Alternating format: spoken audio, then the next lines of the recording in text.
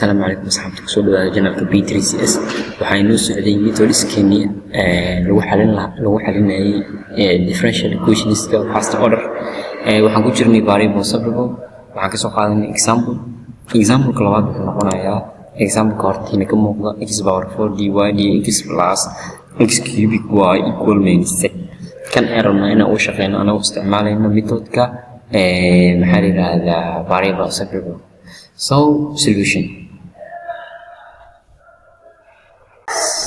solution marka waxay noqonaysaa solutionka sida aan wax xalino waxay noqonaysaa x power 4 ina common factor ka saarno x power 3 aa common factor ka saarno waxay noqonaysaa x power 4 iyo x isku qeybi labadan waxay noqonaysaa x dy times dy dx plus y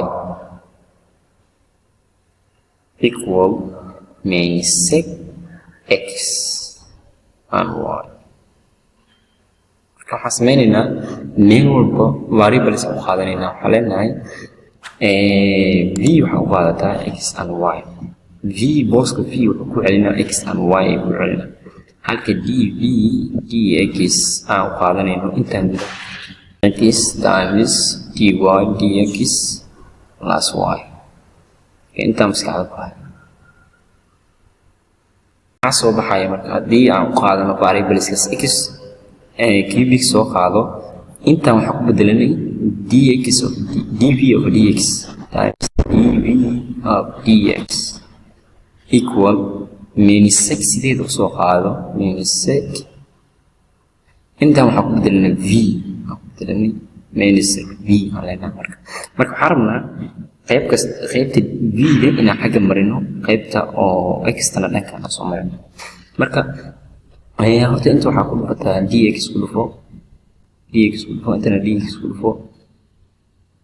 okay dx tan iyo dx tan isla baxayaan meeshaan waxaa ka soo baxayo x cubic dv equal -6 v dx marka -6 v waxaa laga rabaa qaybtan dv da x cubic waxaa laga rabaa dhankan laga rabaa marka aan isla fiirino hadda waxaan rabnaa inaan qaybta x xagga aan geyno x ina xagga geyno okay waxay noqonaysaa x cubic dv qaybta oo secana inta keeno -6 v dx marka inta waxaa u qaybinaynaa x cubic -6 xaggan waxaa u qaybinaynaa -6 عندنا حقوقنا x cubic minus 6v 6v so marka x cubic iyo waxa isla baxaya x cubic meeshaan waxa isla baxaya minus 6v iyo minus 6v so marka waxay noqonaysaa dv of minus 6v equal waxay la mid tahay dx divided by x cubic marka waxay kula simid tahay 1/sec v macnaha -second 1/sec v dv equal a -3 kan 1/3 waa -3 dx so marka halkaas qoranta waa variable separable waa qaybta v dina xaggan xigta qaybta x tana xaggan integration ayaan ku sameeynaa marka waxay noqonaysaa equal 1/sec v dv equal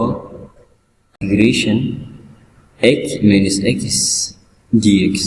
haddii integration lagu sameeyo 1/sec waxay kula mid tahay integration cos ay kula mid tahay cos v dv equal integration minus x cubic dx so integration haddii lagu sameeyo cos waxay la mid tahay sin ay la mid tahay sin positive sin v la mid tahay equal -3 cubic ku sameeyo integration waxay la mid tahay x -2 divided لأنها -3 أيضا waxaa lagu daraa hal marka waxaa soo baxaya -2 oo loo qeybiyo 2 plus c arbitrary constant meeshaas equation ku eegaya bilaad